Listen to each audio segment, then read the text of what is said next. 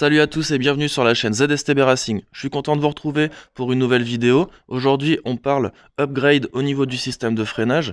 Donc je vais démonter et analyser le nouveau setup qui a été posé sur le véhicule. Donc on a pris des disques Bosch traités au carbone que l'on a pointés diamètre 7, additionnés à des plaquettes TRW qu'on a coupées dans le sens de la hauteur pour éviter qu'elles se fissurent. Le but de cet upgrade est de favoriser un meilleur refroidissement au niveau du système de freinage, mais aussi une meilleure endurance et éviter que le système se glace prématurément. Au niveau du ressenti sur la piste, donc une très bonne réponse à la pédale, une très bonne endurance, on n'a eu aucune faiblesse au niveau du freinage. Donc c'est parti, on va démonter, regarder un petit peu dans quel état se trouve le système de freinage après une demi-journée circuit. Habituellement sur l'ancien système, on faisait un jeu de plaquettes tous les 2 sorties, donc là j'aimerais diminuer cette consommation de plaquettes, mais aussi que le système reste efficient. Je rappelle que le véhicule est équipé de liquide de frein DOT 5.1 avec un point d'ébullition plus élevé que le DOT 4 pour favoriser un meilleur rendement. C'est parti pour le démontage, let's go!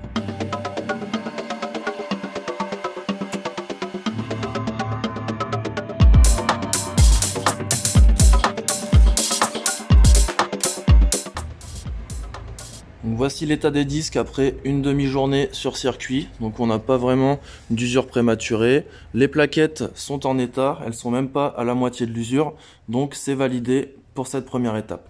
J'en profite pour rappeler qu'un véhicule avec une utilisation circuit, donc on va dire une utilisation intensive, il est nécessaire de purger systématiquement l'avant et l'arrière du véhicule après chaque session.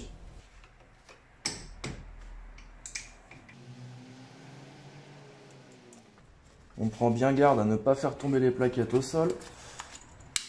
Donc ici au niveau des plaquettes, on peut voir qu'on n'a pas d'usure prématurée, comme habituellement sans couper la plaquette en deux, parce que quand on avait une plaquette pleine, ici on avait une fissure qui se formait de haut en bas. Donc on peut voir ici, aucune fissure présente sur la plaquette. C'est yes. Aucun glaçage sur le disque comme sur les plaquettes. C'est validé le fait d'avoir pointé les disques et d'avoir coupé les plaquettes jusqu'à la moitié dans le sens de la hauteur. On va démonter le côté gauche.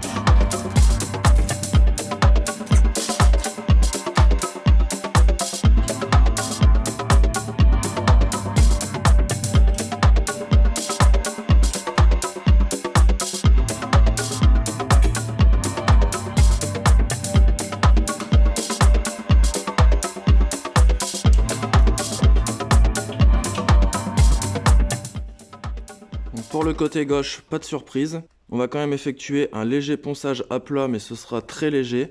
Donc on n'a aucune fissure dans le sens de la hauteur. Donc mon système est validé.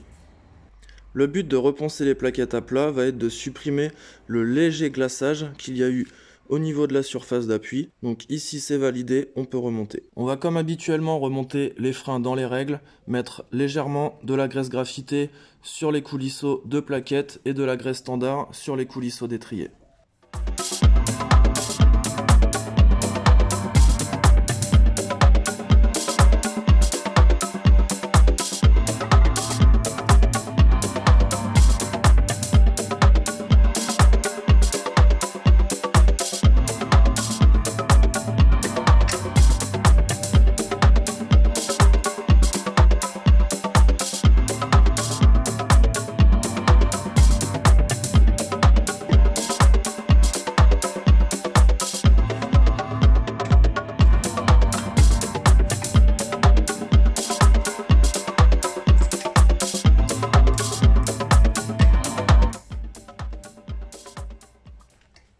Voici le côté gauche remonté, donc ça prend pas nécessairement beaucoup de temps. On va pas aujourd'hui poncer le disque parce que l'état de surface me semble plutôt correct. On va effectuer une purge des 4 roues et le jeu sera fait.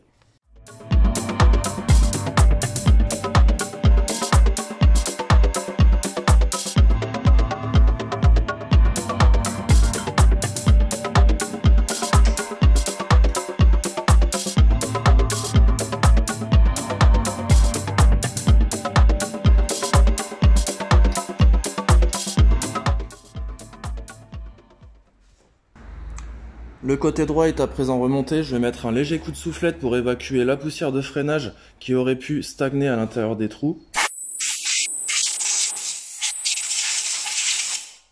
Il ne me reste plus qu'à démonter les tambours arrière afin de dépoussiérer, mais aussi de déglacer légèrement. Donc on pourrait croire que les tambours ne sont pas efficients sur circuit, moi j'en suis très satisfait. Ça demande un certain entretien évidemment. Une purge après chaque utilisation avant de redémarrer la prochaine session circuit sera nécessaire, mais les tambours sont très efficients quand ils sont réglés correctement et entretenus correctement. Cette vidéo touche à sa fin, donc comme tu auras pu voir, le fait d'avoir des freins performance demande des fois de la réflexion si tu veux pas investir des 1000 et des 100. Parce que par exemple, le kit en Black Diamond, juste pour l'avant, on est environ sur 350 € pour le véhicule. Après, peut-être que ça se consomme un petit peu moins rapidement que le système que j'ai monté actuellement sur le véhicule. Quand on aura le budget, on investira les gros freins. Mais bon, à presque 400 €, juste les freins avant, ça fait un petit peu cher quand même. Sachant qu'on n'a pas que ça à penser. Donc je vous retrouve une prochaine sur la chaîne ZSTB Racing. Pensez à vous abonner, à mettre un like.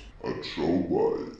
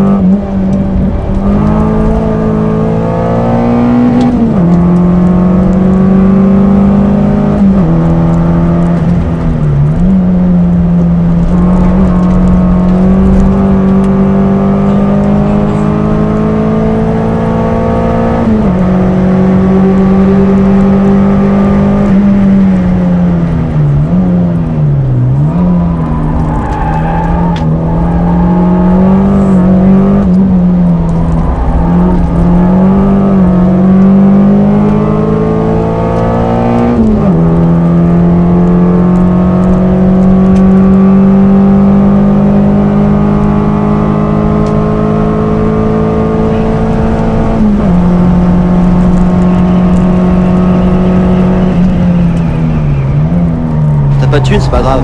Prends aussi les cartes de crédit, allez donne.